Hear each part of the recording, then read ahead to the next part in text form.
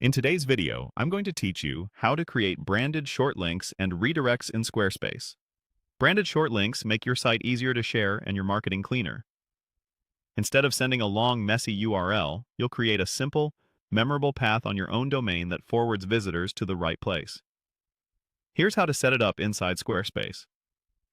First, sign into your Squarespace account and open the website you want to manage. From your site dashboard, head into Settings, then look for Developer Tools.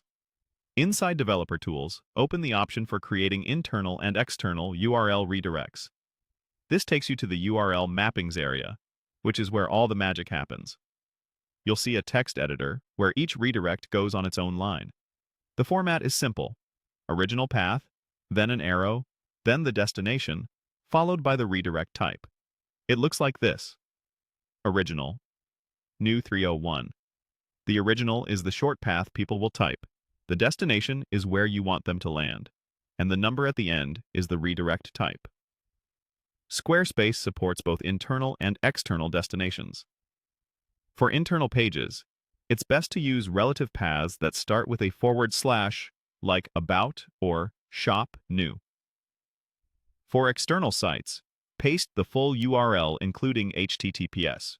Use 301 for permanent redirects, which is what you'll choose for most branded short links. If you're running a time-limited campaign and plan to change the destination later, you can use 302 for a temporary redirect. If you're migrating content, you can redirect patterns too. For example, to send all old journal entries to a new blog section, add a line like journal, name, blog, name. 301. That keeps individual post slugs intact while updating the section. To create your own branded short link, click into the first empty line. Type a short, clear path such as promo, then add the arrow, and paste your destination URL. Add a space and the redirect type, for example, 301. Make sure there are no typos, that each line is on its own, and that every path starts with a /. When you're done, click Save.